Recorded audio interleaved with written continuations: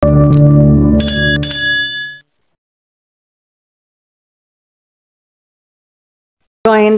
sa inyong first caucus, napag-usapan po ba itong impeachment, lalo na yung naging SC ruling declaring unconstitutional yung impeachment case against BP Sara? Of course, lahat kaming mga senador at lalo na kami sa minority ay concerned sa ano yung magiging kapalaran ng impeachment trial na sa paninindigan ko ay nagsimula na at nagpapatuloy at ngayon ay naabutan itong importanteng ruling ng Korte Suprema. So, yan po yung pinag-usapan din sa All Members Caucus, patuloy na concern sa amin sa minority at para po sa akin at tingin ko sa aming lahat ay ilalabas yung aming mga argumento at mga opinyon o boto sa nagkasundoang petsang August 6. Opo. Pero ma'am, kayo sa minority, Senator Ping Lacson, ang para sa kanya, sundin yung SC ruling. So, ibig sabihin magkakaiba kayo ng stand kahit na minority, mga minority senators.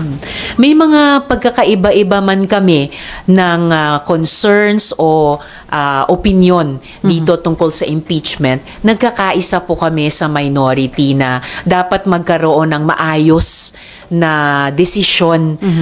Hindi lang kami sa minority, ang buong Senado kung papaano talaga namin ititreat itong buong impeachment trial at given din yung importanteng desisyon ng Korte Suprema. At the same time, yung ibang mga importanteng prinsipyong nasa konstitusyon, kaugnay ng obligasyon ng Senado, obligasyon din ng House pagdating sa impeachment at yung karapatan ng ating mga mamamayan na magkaroon ng buong impormasyon at matugunan ang entitlement nila sa accountability naming mga public officials. Before ma'am, hopeful pa rin kayo na magkakaroon ng trial considering na unanimous yung en banc ng Supreme Court nung bumoto sa ruling na nagdideklarang unconstitutional yung impeachment case? I'm always hopeful, lalo na sa ganitong mga pinaka-importanteng mga proseso na iniaatas sa Senado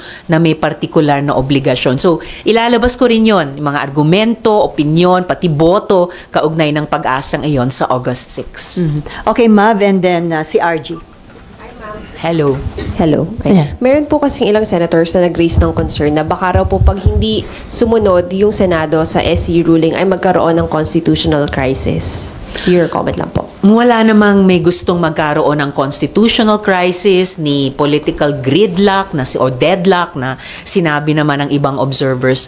Kaya nga talagang binubuno namin these days, these weeks, kung papaano tamang dapat kumilos ang Senado. At lahat nito ay pinag-aaralan namin sa ngayon at ihahain namin ng kompleto pagdating sa plenary sa August 6. At ma'am, yung sa August 6 nga po, plenary ito, are you still hopeful that you will reconvene as an impeachment court? Yes.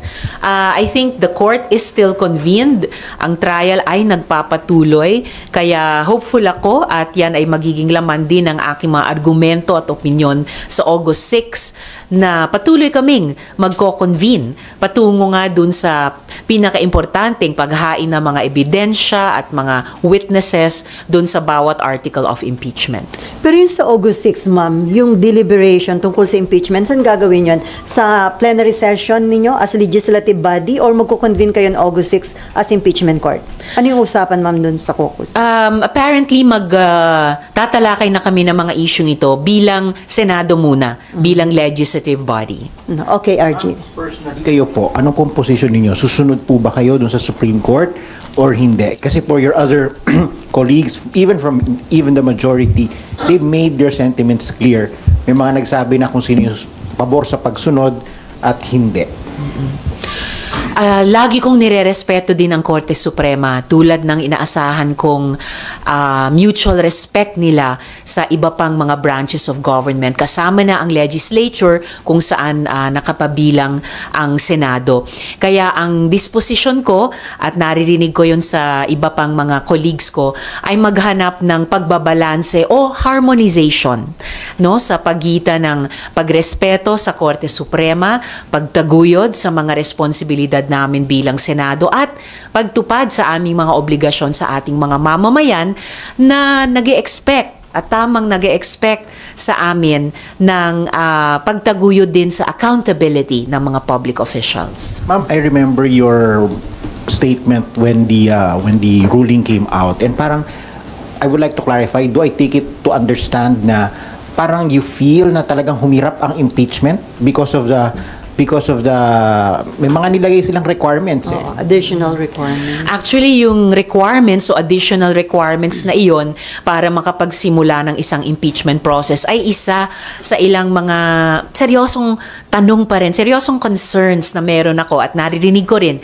sa ibang mga colleagues ko sa recent development na ito ng desisyon ng Korte Suprema na habang dumadaan yung mga araw ay sinasabi na rin ng ibang mga constitutionalists at legal experts at palalim ng palalim yung mga concerns na ipinapahayag nila papunta na sa konstitusyon, papunta na sa mismong demokrasya natin. So in a sense, humihirap o bumibigat yung aming responsibilidad sa ngayon na klaruhin itong mga lumalabas na concerns tungkol sa impeachment process per se para magabayan kami sa kasalukuyang impeachment at yung implikasyon din ito sa mga posibleng susunod pang mga impeachment process sa mga susunod na maraming taon pa.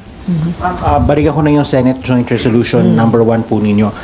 Napasama po si Senator Kiko at Senator Bam. Nagulat nga kami doon.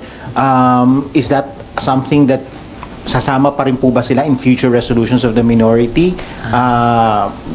Is this the start of a trend na pagka may certain issues, baka sumama sila sa inyo?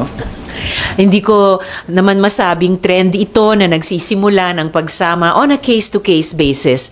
Pero masaya ako na bukod sa aming united minority, meron pang mga colleagues kahit mula sa majority na pumirma din. And I hope, malay natin, may mga madadagdag pa sa mga susunod na panahon. Anyway, ma'am, may mga nagsasabi na kung yung Senate noong February, inaksyon na agad yung impeachment.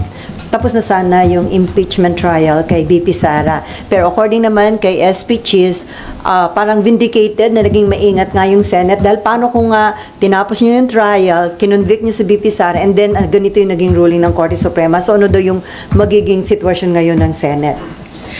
I would not say na vindicated ang Senate leadership dito sa ruling ng Korte Suprema. Dahil nga separate and co-equal branches kami, so meron po kaming in a way separate and co-equal obligations din na kumilos ayon sa aming kanya-kanyang mga obligasyon. Hindi ko rin naman masabi na di sana tapos na yung impeachment trial sa ngayon kasi hindi pa nga kami humahantong sa pagdesisyon ng trial calendar. Pero definitely, I still believe na kung sinunod namin yung klarong sa konstitusyon na commence trial forthwith noong Pebrero, ay mas nakausad na kami sa ngayon at mas natutupad na namin ang aming obligasyon sa ating mga kababayan na pati sila, hindi lang kaming mga senator judges, pati yung ating mga kababayan ay kahit papaano